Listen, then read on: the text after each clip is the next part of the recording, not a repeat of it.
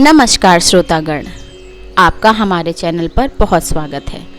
आज मैं आपको राधा रानी जन्मोत्सव की कहानी सुनाऊंगी। एक बार की बात है, एक सेठ जी थे और एक गांव में रहा करते थे। भरा पूरा परिवार था। वो बहुत धनी थे। उनके 3 बेटे थे, लेकिन उनके कोई भी बेटी नहीं थी। इस बात की कमी सेठ जी को बहुत खलती थी। कुछ समय बीता तो एक दिन सेठ जी की पत्नी का देहांत हो गया। समय का पहिया घूमता रहा। समय हुआ तो विवाह योग्य सभी बेटों का विवाह भी कर दिया गया। सेठ जी का अच्छा खासा कारोबार था।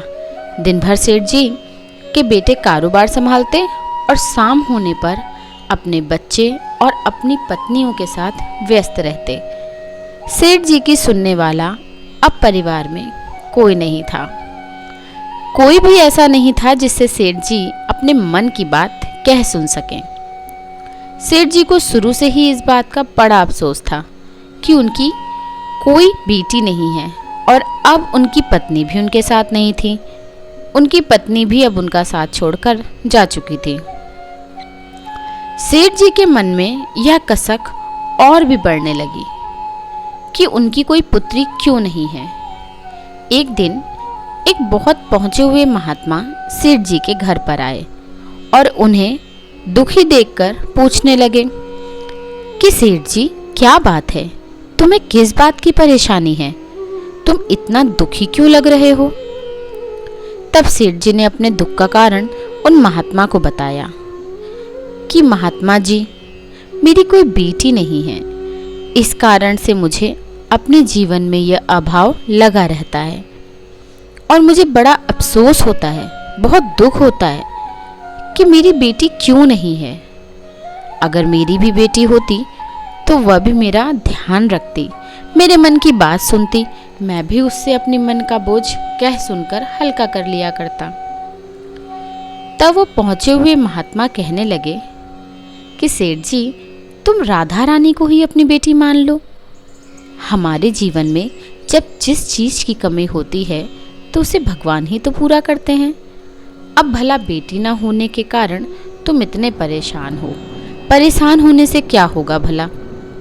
तुम राधा रानी को एक बार अपनी बेटी मानकर देखो और जब भी तुम्हारा मन चाहे, जब भी तुम उदास हुआ करो, अपने दिल की सारी बात राधा रानी से कह दिया करना। फिर तुम्हें अभाव कभी नहीं सताएगा कि तुम्हारी कोई बेटी क्यों नहीं है। महात्मा जी की यह बात सेठ जी को बड़ी अच्छी लगी और फिर उन्होंने ऐसा ही किया। खूब खुश होकर बाजार गए। वहां से राधा रानी की एक सुंदर सी मूर्ति खरीद कर ले आए। उन्हें पहनाने के लिए सुंदर सुंदर पोशाकें भी लाए। हर दिन वह राधा रानी की मूर्ति को स्नान कराते और उनकी पोशाक बदलते, उनसे खूब सारी बातें करते और फिर हर दिन खुद भोजन करने से पहले राधा रानी को भोग लगाते। सोने से पहले यह उनका नियम बन गया था कि वह राधा रानी के साथ खूब बातें करते। दिन भर की बातें राधा रानी को सुनाया करते। ऐसा करते करते सेठ जी दिल से ही राधा रानी को अपनी बेटी मानने लगे और वो ये भूल ही गए कि उनकी कोई बेटी नहीं है और वे इस निर्जीव सी मूर्ति को ही अपनी बेटी मान बैठे हैं। लेकिन भक्ति में मगन सेठ जी को किसी भी बात का आभास नहीं था। उन्हें बस पता था तो यह कि उनकी एक बेटी है जिससे वो हर दिन खूब सारी बातें करते हैं। अब जब तक सेठ जी दिन भर राधा रानी से बात ना कर लें या उनकी पसंद का भोजन राधा रानी को ना खिला लें, उनका मन ही नहीं लगता था। जब तक वह उनसे बात नहीं कर लेते तब तक उनके मन को बड़ी बेचैनी रहती। बहुत सारी बातें करने के बाद, अपने दिल की सारी बातें कहने के बाद ही उनके मन को सुकून आया करता था। एक बार की बात है, सेठ जी के घर पर चूड़ी बेचने वाली एक मनिहारिन आया करती थी और सेठ जी की बहुएं उस मनिहारिन से खरीदकर चूड़ियां पहनती थी।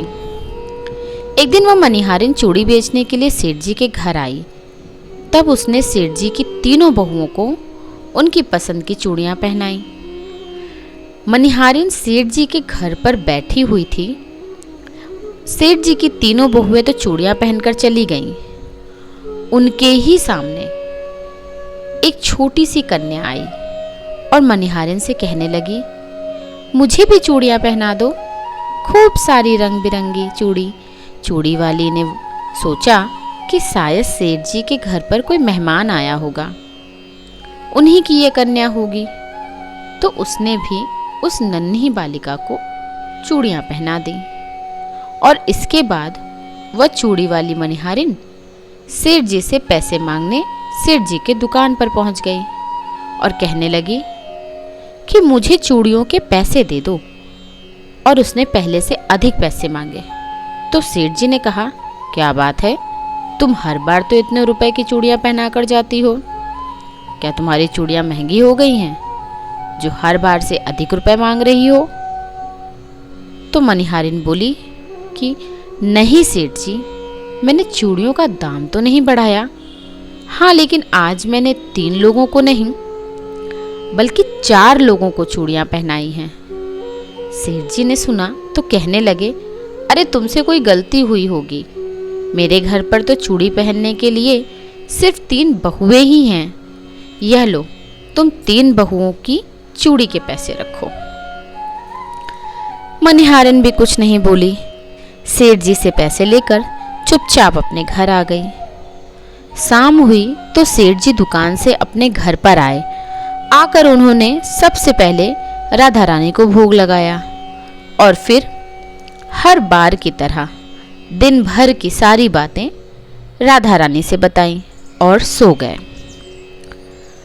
उस रात सेठ जी के सपने में राधा रानी आ गईं और बोली, बाबा आपने चूड़ी वाले को मेरी चूड़ी के पैसे क्यों नहीं दिए? जब आप मुझे अपनी बेटी मानते हो तो फिर बताओ मुझे कि आपने मेरी चूड़ी के पैसे मनिहारिन को क्यों नहीं दिए? ऐसा कहकर राधा रानी एक छोटी सी बेटी की तरह, लाडली बेटी की तरह सपने में रोने लगी। यह देखकर घबराहट के मारे सेठ जी की आंख खुल गई। अपनी लाडली बेटी को रोता देखकर सेठ जी भी रोने लगे। जब सुबह हुई तो भागे भागे मनिहारिन के घर गए और बहुत सारे सोने के सिक्के उसके पैरों पे रख दिए और मनिहारिन से बोला कि बहन, तुम कल सच बोल रही थी कि तुमने कल 4 को ही चूड़ी पहनाई थी और मैंने तो श्री जी को अपनी बेटी माना है। तुम बहुत भाग्यशाली हो जिसको राधा रानी के दर्शन हुए हैं। अरे मैं तो इतने दिनों से उनके दर्शन को तड़प रहा हूँ और तुमने बस एक बार में ही उनके दर्शन कर लिए। ऐसा कहकर सेठ जी रोने लगे। फिर हाथ जोड़कर बोले, बहन तुम्हें चूड़ी का जो भी दाम चाहिए मुझसे मांग लो। सेठ जी को रोता देखकर मनिहारिन की आंखों में भी आंसू आ गए। मन ही मन सोचने लगी, जब मुझे खुद राधा रानी के दर्शन हो ही गए हैं तो फिर भला मुझे सेठ जी से दान क्यों लेना? मुझे तो इससे ज़्यादा और क्या चाहिए। वह भी सेठ जी के सामने हाथ जोड़कर बोली कि आपके कारण ही मुझे राधा रानी के दर्शन हुए हैं और मेरा यह जीवन सफल हो पाया है। अब मुझे कुछ नहीं चाहिए। राधा जन्माष्टमी का यह पर्व केवल राधा जी के जन्म का उत्सव नहीं है, बल्कि यह उस दिव्य प्रेम की याद दिलाता है जो निस्वार्थ और शुद्ध है।